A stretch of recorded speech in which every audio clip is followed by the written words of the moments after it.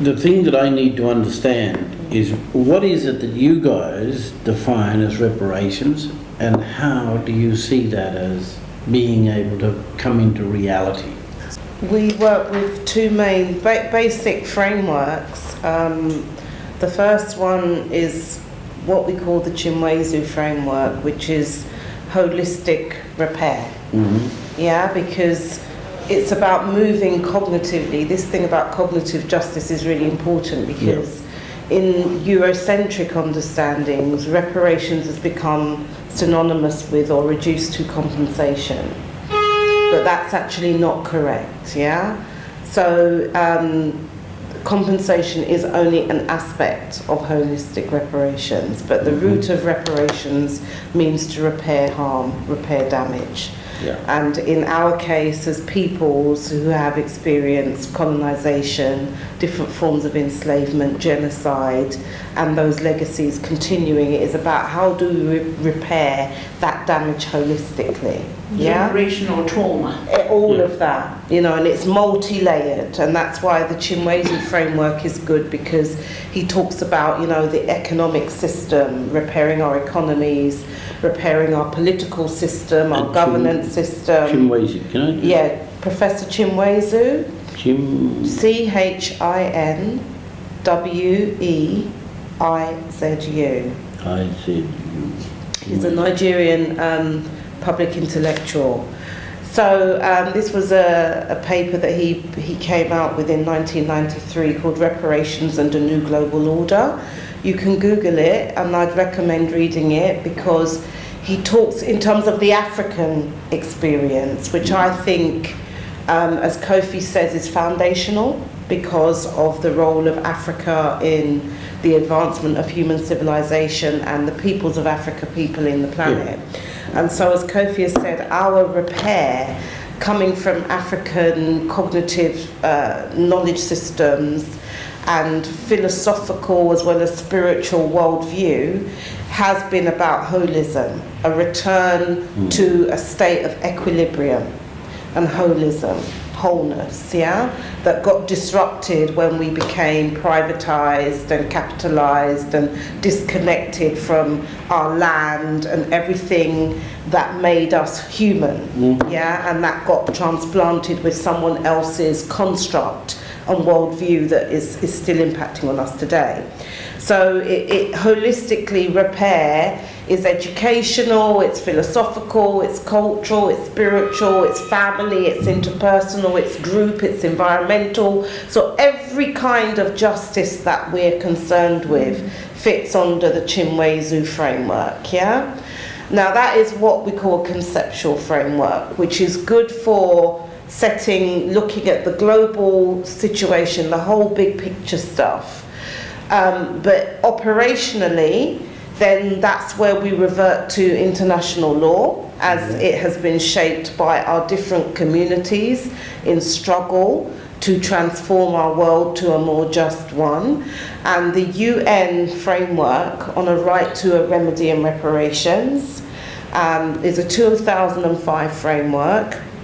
And it cites that, first of all, you have to have something called what we call cessation of violations. So before you can even think about redressing and repairing and restituting and all the R's that we think of when it comes to reparations, you have to stop the harm. Yeah. Yeah? You have to stop those continuing violations of people's individual rights, people's group rights, our land rights, everything that is happening to us by way of dispossession and all of that. We stop that harm. Then once we've stopped that harm, which is why we talk in the African sense, we've got a campaign, Stop the Maangamizi, and Maangamizi is like a Holocaust in African Kiswahili language, yeah? And this continuum of Holocaust that, you know, we might call the continuum between chattel, colonial, and now neo-colonial forms of enslavement and domination and oppression. So under the UN framework, once we've stopped the harm, then there are kind of 5, and this is not like you do one and then you do the other. These stages happen all simultaneously. And so there are 5 key strands. So you have restitution, the 5 strands are restitution, compensation, rehabilitation, satisfaction, and guarantees of non-repetition. But satisfaction and guarantees of non-repetition often come together. Now, very briefly, restitution is about putting the people, group, whatever, whoever's been harmed back in a situation they would have been, but for whatever has happened to us happening. And that's not, that is huge. We can never have total restitution, okay? Because some things are gone forever. Some things can never be reconstructed. And it's not about saying we want to go back to how things were prior to European contact necessarily. It's about, in African, we talk about a Sankofa perspective. So it's about looking back, taking the best of what worked for us then as a way to guide us futuristically into who we have still to become as African people and as human beings. So restitution includes things like, returning of lands and titles and sovereignty and restoration of citizenship and identity and all of the rights that we've been dispossessed of, the right to our industries and to benefit from all of that. So then compensation is the next one, which is not just about money, but it's about putting a economic value, on harm, and all kinds of harm, whether it's mental harm, economic harm, physical harm, in terms of structural violence, miseducation. What is the cost to our societies of having a population that is literally a servile population? There's different ways you can work out that economic value, and it also includes a long-term commitment to sort of financing the development that we require in our own best interests, according to our own what is right for us, not maldevelopment, which is what is being pushed a lot by these transnational corporations that obviously is not only destructive to people but is harming our environment and getting us into much more consumerism and all of that. So then after compensation we have rehabilitation, which is self-explanatory, but it's not really legally defined. So it's all the measures to rehabilitate a population, which deals only with some of the issues that you mentioned in terms of the transgenerational transmission of trauma. So that deals with the fact that no matter what they've done to us, we got problems amongst ourselves, and it impacts the way we parent, the way we relate to each other, the self-harm, the self-hate, the suicidal behaviour, the alcoholism, drug dependency, all of that. So we need to rehabilitate ourselves. So it includes like psychosocial interventions, group interventions, family building, community regeneration, even whatever we say we need to rehabilitate ourselves. So regardless of whatever any European may or may not have done. And then the fourth one, satisfaction, are all the measures we put in place to feel satisfied that there has been a level of acknowledgement, redress and repair. So that might include changing national narratives, taking down statutes of genocidaires and enslavers, and changing back our street names and changing our curriculum to include our knowledge, all these kinds of things. Place names, commemoration days, so that not only for us, it's about the wider country, the wider citizenry and the wider world. How do they also see us and our story? And that's what needs to change, often in terms of how history is negatively taught, and people have been taught to sort of see themselves as inferior. And then the final one, guarantees of non-repetition, which is the most important, and the one that's most under-emphasized when people talk about reparations. And that is, how do we ensure that what has happened to us never happens again?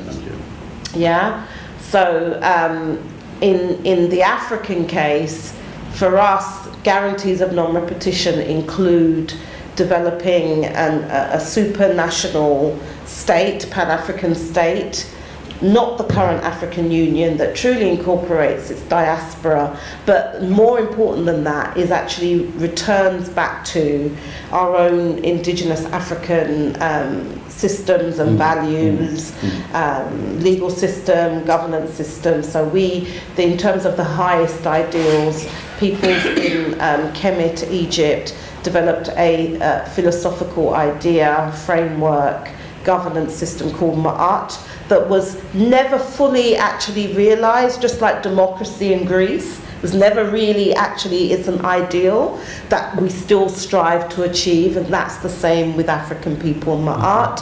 And also another version of it is from the peoples of Southern Africa, Ubuntu, which recognizes part of the repair process must also ensure that we repair ourselves in such a way that we don't create new victims. And we don't repeat this history, that we also have to repair ourselves and look at our humanity connected to the humanity of other peoples, which I think is a huge civilizational challenge for us to repair ourselves in a way that doesn't end up causing further dispossession, war, terrorism and all of that. And harm. It also includes measures like holding perpetrators to account, transnational corporations, stopping them from doing things that are actually destructive. So that, in a nutshell, when we use the term reparations, we are referring to all of that. And if we want to talk specifically, then we will mention the specific strands, compensation. But reparations for us, we can't, and even international law as it's currently constructed, recognises that in order for there to be reparations must be comprehensive. They must be proportionate to the gravity of the harm. And they must be multi-layered, multi-system, and operate at multiple levels in order to be comprehensive. So it means if you're going to go, it's like having a pick and mix. So you can't just have compensation and think you've been repaired. That needs to go with rehabilitation and restitution, and then satisfaction and guarantees of measures of satisfaction. So it's holistic, and I feel everything that we've been talking about can be looked at from a reparations perspective. Because ultimately, where do we want to get to? We want to get to a post-reparations world order, whereby we're not just looking at, we want to take our little bit in this sea of disrepair, and we're just going to take our little corner and leave everyone else around disrepaired humanity to really, and that will make our own reparations unsustainable. Because if we don't fix some of the problems that are causing the harm, nothing that we feel that we're going to take for ourselves or even be given by others is going to stay. It will just fall apart. And so it does link to sovereignty, because for African people, we've never regained our sovereignty over our continent. Unlike, I know there are huge weaknesses with the native title stuff and all of that, but that didn't really happen in Africa. And so that's why in Zimbabwe and Kenya and all this, South Africa, all these other places, it was based on willing buyer, willing seller, because sovereignty was kind of never corrected in at so-called independence, and in fact those agreements stayed silent on the sovereignty issue, so it reinforced the colonial sovereignty arrangements.